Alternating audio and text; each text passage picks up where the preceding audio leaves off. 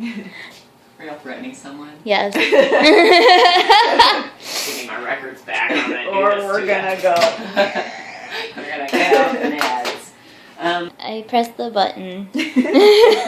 Cynthia, this is your video to kind of show you how all the spay instruments go together.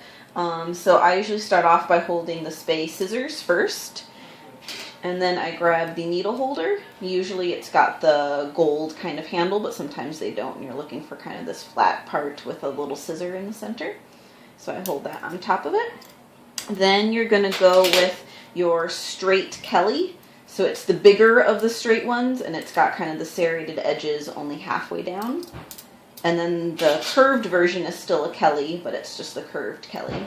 And I usually put the straight first, then the curved on top. So we've got those 4 right now.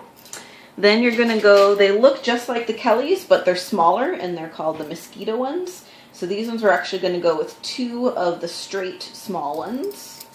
And then we're going to grab 2 of the curved small ones. And those you just kind of hold on top. And then the towel clamps are easy. Those are the really like pincher, clampy kind of ones. And I lay those on top. Then you've got a rat tooth forceps, and it's got the little teeth in there.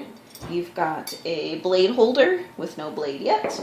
And then 1 spay hook, and this doesn't matter what the size is because it's just Dr. E's in it now, not Dr. L. And I usually lay those on either side and then kind of balance these guys in the center. And you can just kind of tuck these in however makes sense. It's all going to fall apart when you open it up anyways, so it doesn't really matter how pretty it looks. You're going to take about 9 pieces of gauze, and then 1 of the sterilization strips that should be in a plastic baggie in the autoclave bin. And then you want a spay drape, so this is the one that has the hole in it, and I usually fold it up like so.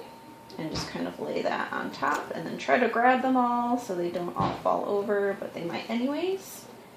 And then you want, I'm going to try to leave it there, a small piece of the autoclave tape, and I'll stick that there. And then you're just going to fold up and down and try to pack it as tightly as you can. And then fold this side over. And then pull this side, but you don't want to pull too tightly at this point because you can sometimes have the spay hook poke through, so just as feels comfortable. And then just put the tape across there to hold it in. And then we've got this little tab here that we folded over just so it's easy for the doctor to pull open. And then you're going to take your big drape that has no holes in it, so this is going to be the outside, and have one of the pointed ends kind of face towards you, so more like a diamond. And somewhat centered, we're going to flip that part up, kind of even it out, and then hold that bottom one, and then you're going to kind of tuck this under. So you should have a big triangle and then kind of a small one that's poking out. That's the little flap that we'll be able to open up for the doctor.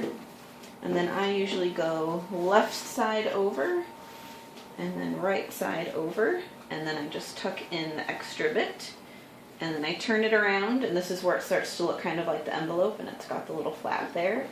And then you're just going to flip this up and then tuck it inside, still leaving this little flap here because we want to be able to pull it open for the doctor without touching the inside. And then the last thing is just a longer piece of autoclave tape, still folding over the end so it's easy for us to pull it open. And then like so. And then you just write spay pack, the date, and then your initials so that she knows who put it together. The end. Yay! Hi! Woo, Bye! Yay!